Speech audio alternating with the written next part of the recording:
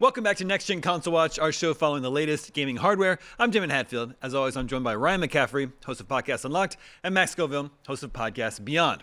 Now, you heard the news last week. Ryan had a bombshell report that Phil Spencer has retired from Xbox, Sarah Bond resigned, AI exec Asha Sharma is the new CEO. It's a huge, surprising shakeup that closes the book on an entire era of Xbox and leaves many questions unanswered. So the situation Sharma is walking into is one where Xbox can't sell its hardware. Doesn't seem to be a lot of love or enthusiasm for the brand these days. However, Xbox is finally releasing great games on the reg, finding great success as a third-party publisher on PlayStation and Nintendo. Sharma immediately became very visible and accessible to gamers on social media. Ryan, you've had your own interaction with her. She says she wants to usher in the return of Xbox, recommit to their core fans. She says she will bring a renewed commitment to Xbox starting with consoles. So she's at least saying all the right things. If she wants to win over fans and earn some easy wins for Xbox, we came up with 5 things she can do in the short term. The first has to do with Game Pass, which we used to call the best deal in gaming. That changed last year when Xbox raised the price by 50% to $30 a month, $360 a year. Could be argued that $30 a month for access to hundreds of games and day one new releases is still good value, but that price is beyond a no-brainer subscription. Given the unlikeliness that Xbox would lower that price, Ryan, what is your recommendation? Well, I'm gonna break out something I've maybe mentioned on this podcast before, but I've definitely mentioned it on Unlocked, which, by the way, I'm just gonna give myself a shameless plug here. We have a 2-hour episode of Unlocked going just really in depth on all this news. We brought in Greg Canessa, friend of the podcast, who was an executive at Microsoft in the original Xbox and the 360 days. He's the creator of Xbox Live Arcade, so that was his whole baby. So I really appreciated his perspective on all of this because he's worked there, he's been there. So do check out Unlocked this week if you haven't had a chance. But to answer your question, Damon, my recommendation, and I actually did tweet this. I guess we can still call them tweets. I did tweet this at Asha when, as you mentioned, she and I had a little bit of just a quick Twitter exchange there, where I took the opportunity. I thought, well, if I've got her attention.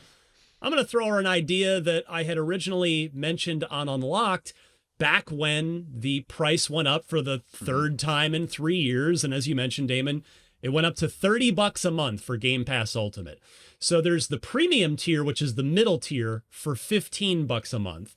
And my thinking was, okay, if Asha wants an easy win, a quick win that's in her power to just snap her fingers and do, well, how about throwing Xbox gamers a bone who felt beat down by these year after year price increases on not just Game Pass, but the hardware itself as well. Of course, the console's up to $600. So anyway, my thinking was, because, it's probably unrealistic to ask her to, well, just lower the price of Ultimate back down to $20. That's probably not going to happen. But what if she made the premium tier for $15 more valuable with a voucher system? So the idea is simple. For every 3 months that you're subscribed to Game Pass Premium for $15 a month, you get a voucher for one day one game download, since the premium tier doesn't include day one game downloads by default, which means as long as they accrue, they roll one after the other. If I'm subscribed all year, at the end of the year, I can burn them all if it's big Q4 releases, and I can do 4 day one game downloads right then and there. So that's what I would like to see. I think if you just threw a little bit of day one game download love to the premium tier, there's still plenty of incentive to subscribe to the ultimate tier for $30 where you get everything. Right. But I'd like to see that middle tier, which is pretty reasonably affordable at $15 a month, get maybe a little bit better. That's what I'd like to see. Well, I canceled my subscription when they raised the price last year, but your idea here would absolutely bring me back to that mid tier. You think it's unlikely they will lower the price of Game Pass Premium, but what about the price of the console, which got 2 increases last year, Ryan? What is it, $600 now for Series X? And $400 for the affordable Series S. That's just, that one hurts too.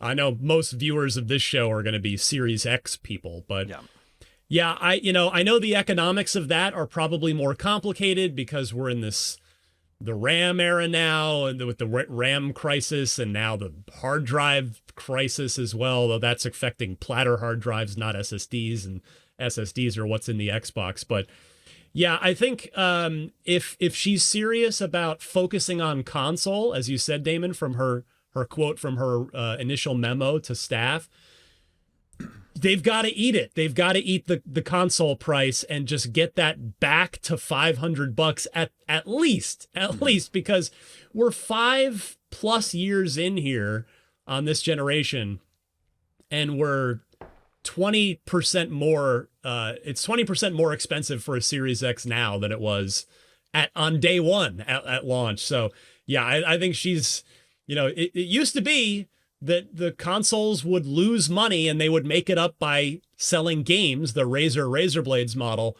And that's kind of gone away in more recent years for everybody, not just Microsoft.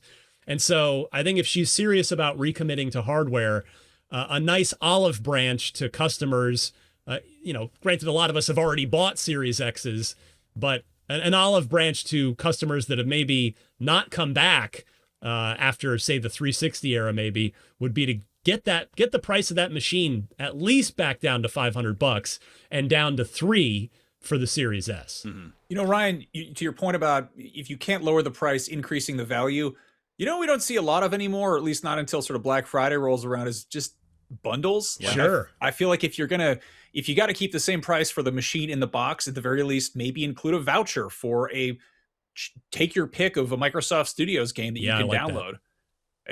They're practically giving them away for free with Game Pass, and frequently you get a Game Pass trial with a new console.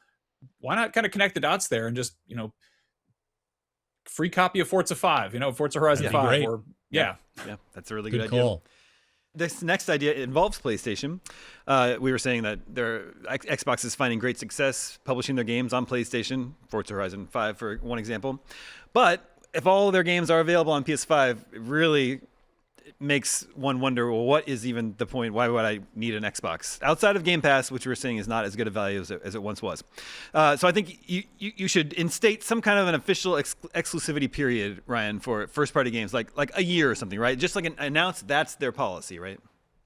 Yeah, whether it's a year or not, first of all, I'm with you. I think that would be a good move on their part, because currently there really isn't a reason to buy their hardware unless you intend to become a Game Pass subscriber and pay $30 a month for the ultimate tier of that. But yeah, standardizing an exclusivity window, like the toothpaste is probably not going back in the tube on the multi-platform thing, because as you noted, and we talk about semi-regularly here, they're just making too much money selling games on PS5 and to a lesser extent the Switch as well. So if that toothpaste isn't going back in the tube, standardizing an exclusivity window would be great, because it has been confusing. That's poor communication to customers has been a problem for Microsoft for basically since the announcement of the Xbox One. You can trace it back to May of 2013, to that initial Xbox One reveal event. And they've never really been able to get on solid footing with consistent and proactive messaging ever since. And even today, like Avowed was totally exclusive. And then, it turns out it's shipping on PS5 a year later. Same thing with South of Midnight. But then there have been other games that have had shorter exclusivity windows, like Indiana Jones and the Great Circle was, I believe, 6 months, give or take a month. Forza Horizon 6 is a timed exclusive, but Fable is day one on PS5. So it's still, and like Keeper is for now still an Xbox exclusive. It's kind of just weird across the board. And so, yeah, standardizing it and adding some value back to their hardware, especially since they are shipping a bunch of great games now, would be, I think, a probably wise move that because the Forza Horizon 5 example that you pointed out, Damon, shows that that they can still make a lot of money on PS5 and Switch even years later. So I'm with you on this one, Damon. I like your idea there. Max, what do you think would be the response from the PlayStation community with I mean, some it sort of wouldn't be too policy different like from what we're seeing right now. You know, again, there was that brief window before Indiana Jones came to PS5. It's sort of tricky because like if you're sitting there, you've got both consoles and you've got, you know, money burning a hole in your pocket. You can, you know, buy it for Xbox day one, or you can wait around a little bit longer and get what's theoretically the better version that's more polished, that's had more time to, you know, get updates and patches and all that. I think if that were communicated better, you know, there'd be people who would still maybe hold out for the PS5 version. But if the game is good enough, I think people will, you know, they'll eventually take the jump and be like, yeah, I can't wait a year to play Fable. I'm going to get an Xbox. And it feels like Microsoft is kind of selling themselves short in that department. And like, as much as I love that we're getting, you know, Xbox Studios games day and date on PS5, I think it's awesome. I think there's a happy medium between being completely exclusive and just being like, hey, everybody, your thing is if you play it anywhere, you can have it at Xbox. Everything's an Xbox, you know, like I think exclusivity is ultimately bad for video games because it limits the amount of people who can play them and the places they can play them. But I don't think there's any harm in making people wait, because if anything, it gives a great game a victory lap. It gives them a chance to re-promote it and hype it up. And, you know, you can come out and be like, hey, check out this new DLC that's launching on multiple platforms. Maybe that's the sort of happy medium there, is that if you're going to have, you know, a day one thing that's multi-platform, it's when it comes to PS5, you get the expansion or the, you know, DLC with it. Like, yep. Max, you've already got an Xbox, but if, say, The Elder Scrolls 6 was a 1-year exclusive on the Xbox, which, by the way, that happened with Oblivion, and it served Microsoft very, very well. Like, you're going to bring some people into your tent if the only place you can play Elder Scrolls 6 on console is on Xbox for the first year.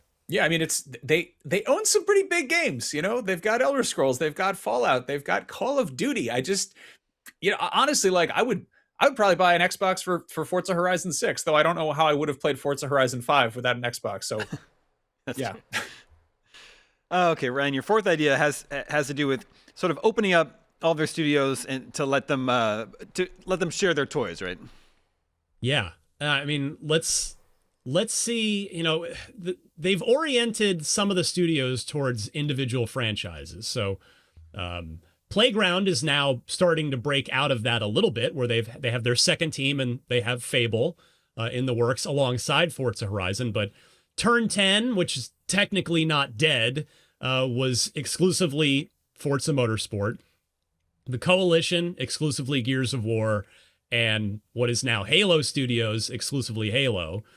But the thing is, let's take Halo, what had been the biggest thing in the portfolio. It is, sadly, it's not anymore. Elder Scrolls is bigger, Fallout's bigger, Call of Duty is bigger. Halo might not even crack the top 5 anymore. And that's largely, it's not because Halo Infinite was bad. It was actually quite good. I gave the campaign a 9. Stella Chung reviewed the multiplayer and gave that a 9, as I recall as well.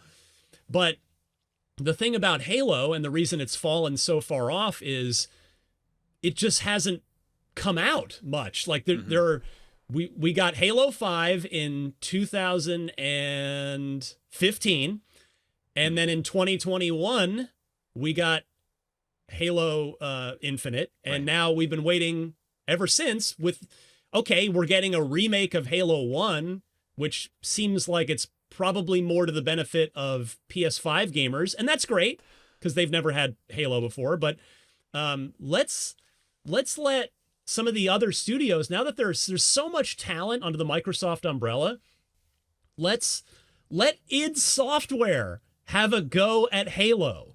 Let Obsidian have a go at Fallout, or how about Arcane doing a Shadowrun game? Like, there are a lot of great IPs in the Microsoft portfolio that various studios could really excel at and do an awesome job with. So I would love to see that, just that freedom opened up more for any of the studios to go play in any of the, as you said, Damon, with any of the toys that Microsoft has.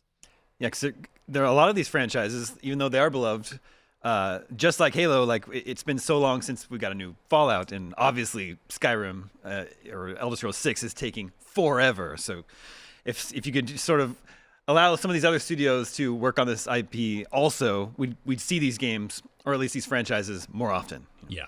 No, it's completely baffling because we've got Fallout is one of the biggest shows of the year. It's huge. And there are people who are getting exposed to this universe for the first time with the Amazon show, and they're coming out of it going like, all right, what do I play? And you've got a game that's half a decade old, with all due respect. They're good games, but it's also like, we don't have anything new right there front and center. And we've got all these rumors about a Fallout 3 remake, waiting in the wings somewhere. Very cool. It's bonkers that Microsoft has Bethesda, inXile, and Obsidian under the same roof, and the only one who's allowed to touch Fallout is Bethesda. And again, this comes down to like individual studios having some level of autonomy and sovereignty or whatever. But when it comes down to, having intellectual property and the fact that stuff is just, it's not dormant, it becomes stagnant at a certain point. When you have a beloved IP that just isn't getting anything new, just, maybe share a little bit, share your toys, show that the lights are still on with a beloved franchise. And that's how you get new fans involved. How about a Halo horror game from Ninja Theory? Like, who wouldn't want to play that? Yeah, sure. Okay, well, if Xbox has kind of lost its mojo today, that certainly wasn't the case back in the Xbox 360 days and the original Xbox days. I count myself included with fans of the Xbox brand at that time, very enthusiastically. Those are really good years. And that's your final recommendation here, right, Ryan? To celebrate the past, celebrate the time when people were really interested and excited about Xbox. Yeah, I mean, I completely get the idea of, well, let's, we need to move Xbox forward into the new generation. But the thing is, game consoles aren't just brands, they're memories for all of us. Yeah. We all have so many great memories of well, here's one of the first things that just popped into my head. Midnight launch, November 9th, 2004, Halo 2. Like, there's so many people that have great memories of that night and the first, playing Halo 2, like cutting work or cutting school the next day to play it with your friends. And so that's the thing is there have been so many wonderful memories made with and through Xbox and its games and its brands that I think it would be a mistake to forget the past. You can build the future, but the past can be part of, I mean, Nintendo's the masters of this, right? I mean, right. You could make arguments that maybe they go too far with charging exorbitant amounts of money for more or less re-releases of old stuff, but Nintendo's really good at it, of both honoring that past, but also building to the future with those classic IPs that we grew up with. And so I would love to see that. And the new CEO of Microsoft Gaming, Asha Sharma, she has a golden opportunity to do just that, because this November is the 25th anniversary of Xbox. So I hope she leans into it, maybe makes a cool game announcement or two. We'll see what else they have cooked up, but it's people, they want to celebrate that anniversary because they've been along for the ride for so long. And so I hope that Asha Sharma and the new leadership team embrace that history and that past and don't think of it as an anchor dragging them down from the future that they want to build. Yeah, I think Asha even jokingly referenced bringing back the Blades dashboard in a tweet, and it's like, what, you joke, but people would love that. So maybe it's not so. Maybe it's something to consider. I don't know. Max, are there any mistakes PlayStation has made in recent years that you think Asha could learn from? Well, maybe just don't pivot entirely into live service. Mm-hmm. I don't think that's an issue right now, but there's been kind of a dearth of PlayStation games, first party stuff. Like we've got Marathon coming out pretty soon, but we had Ghost of Yote last year. But it just sort of feels like we don't quite know what's coming down the pipe. We don't know what the studios have been working on. We heard about a lot more cancellations than we did hear about games that are still in active development. And yeah, I don't know. It doesn't seem like this would be an issue, but People have been known to make mistakes in the past. I will say that I've been really, really pleased watching how many Xbox Game Studios games have been consistently coming out. It's been really cool because, I don't know, if you have companies that make video games, let them make video games. And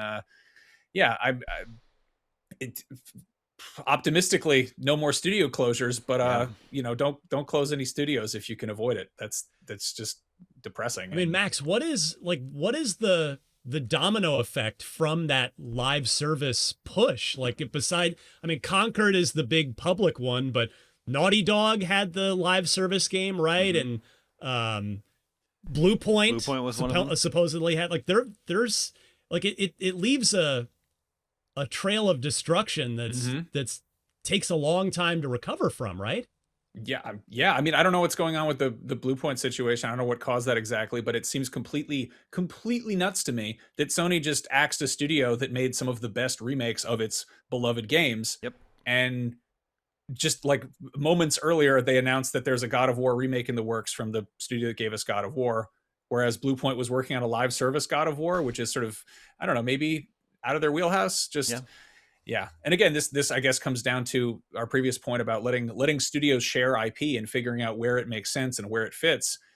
I'm sure that Naughty Dog isn't about to just hand over the keys to The Last of Us or Uncharted, but when it comes down to a company, having ownership of its characters and universes, and they've got stuff that's beloved and wonderfully popular and attached to this platform, maybe it's in everyone's best interest if you can do something with that.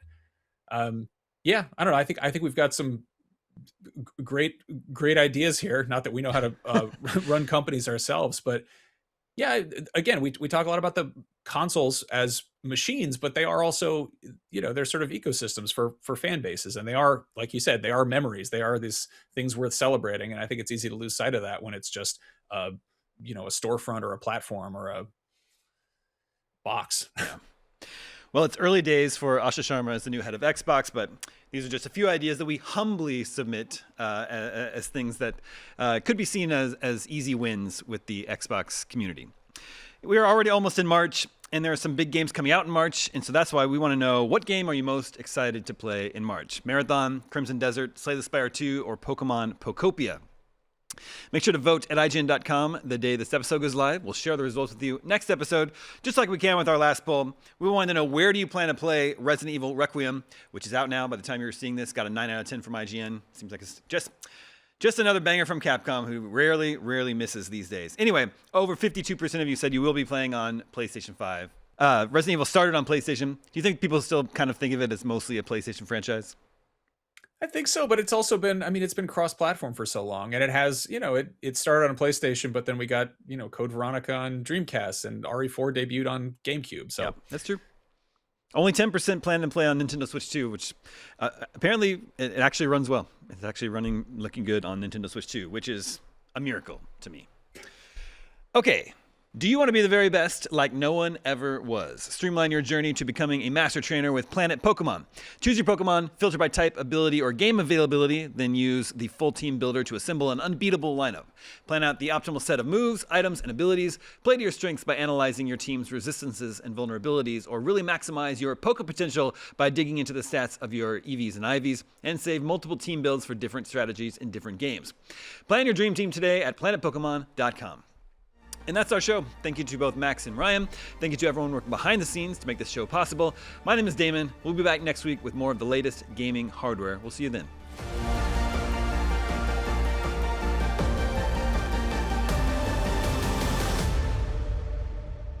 This episode of Next Gen Console Watch was produced by Damon Hadfield, Jobert Atienza, and Sam Claiborne. Damon is also the host, and Max Scoville and Ryan McCaffrey serve as regular panelists. Technical direction is by Jobert Atienza, with technical production by Marian Franzen and Amir Rakib. Audio engineering is handled by Amir Rakib. Post-production editing is by Jobert Atienza, and graphic design is by Justin Vachon.